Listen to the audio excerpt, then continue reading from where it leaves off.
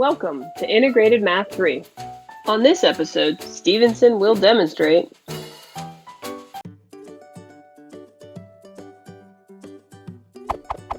Now that we've analyzed polynomial functions abstractly, let's actually look at them with context here. So on the right-hand side, you're going to see a scenario. So on the next slide I'm going to show you, there's a set of data that represents the population of a rare endangered species of frog called the glass frog.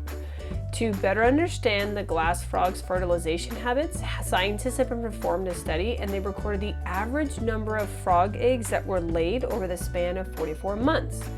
So what's happened now is the data, so here's the data. So on each month of the study, they were able to record an average number of glass frog eggs in each of those months. And you can see the numbers vary, in some months very drastically. And it was over the 44 months. So month 0 was the first, or how they started it. So then 43 month would actually be the 44th month. And here's a couple pictures of what the glass frog looks like. I'm sure you can see why it's called the glass frog, because its skin is translucent.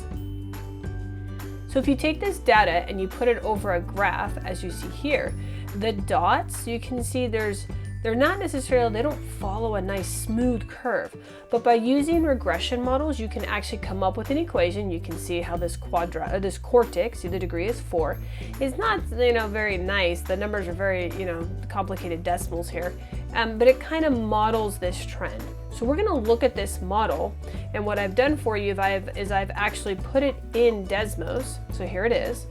And we're going to look at it and analyze it. So we're going to use what we've learned about intercepts and behavior and increasing, decreasing, and we're going to try to apply it in a context now. So you can see at the bottom, the x-axis is labeled as the number of months of the study, and the y-axis is our average number of eggs observed.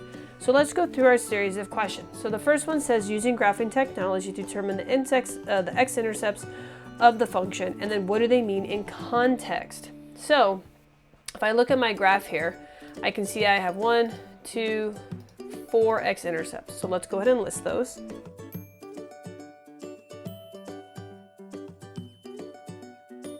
Now, what do these mean in context?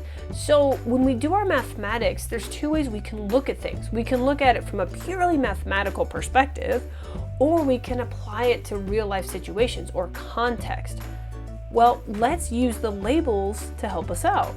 The x-axis is thought of as the number of months, and the y-axis is the average number of eggs. So what that means is on these x-intercepts, let's just pick one, say this one right here, 34.426. Since that's the x spot, then that means at this number of months, there were approximately 0 average number of eggs observed. Now, when we look at these x-intercepts in context, we can use the labels of the graph to actually help us figure out the answer. Because each of these numbers, this x-coordinate and this y-coordinate, serves a purpose. So in this particular situation, the x-coordinate will represent the number of months, and the y-coordinate represents the average number of eggs observed. So if I look at this particular y-intercept, 41.257, that means at this time of months, that this many eggs were laid. So in this particular case, the x-intercepts represent the times, the approximate times when there were 0 eggs observed.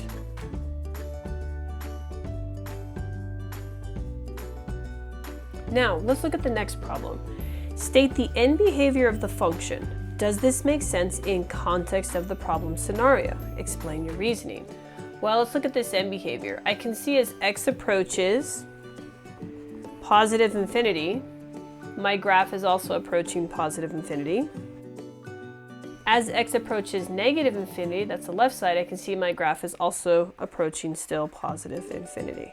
Now, does this make sense in the problem situation? Well, again, context means apply the story. The x values represent the number of months. So what this would say is as the number of months increases to positive infinity, y, which is the average number of eggs observed, will just go off to positive infinity. Now think about that. Does that really make sense? As time continues forward, will the number of eggs just continue to grow infinitely forever?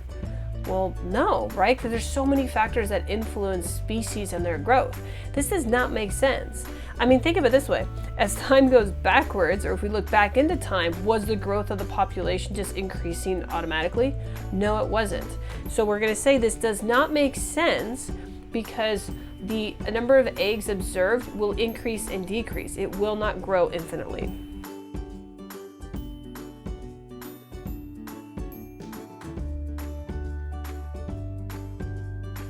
Now let's look at the next problem. How many frogs were observed at the beginning of the study? So at the beginning of the study, and explain the mathematical meaning of this answer.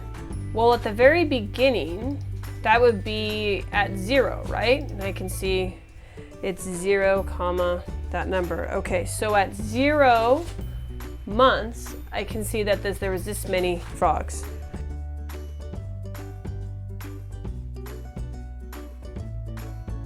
Mathematically, hopefully you recognize we just used the y-intercept because the x part is 0, which is the number of months. Next, let's describe the intervals in which the frog's population is either increasing or decreasing. So increasing appears to happen on this piece right here. So remember, we use the extremas to navigate those values there.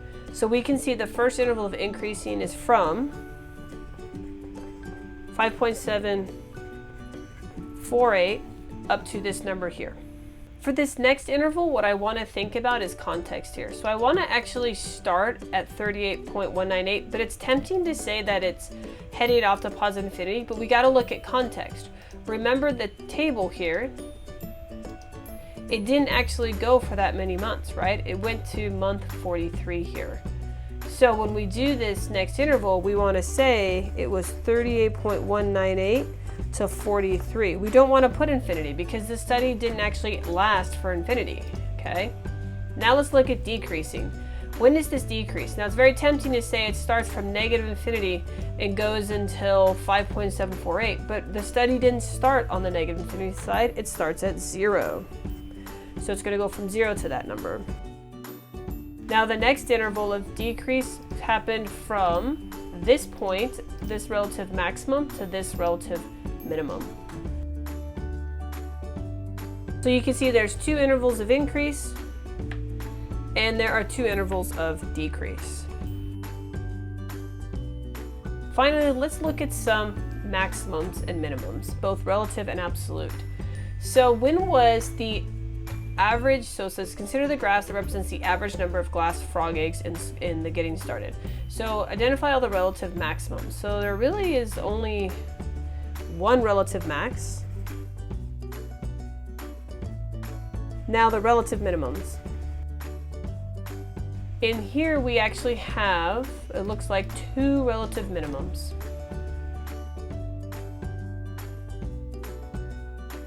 Next, let's look at absolutes. So remember, relative extrema can also be absolutes. So let's get our paper ready.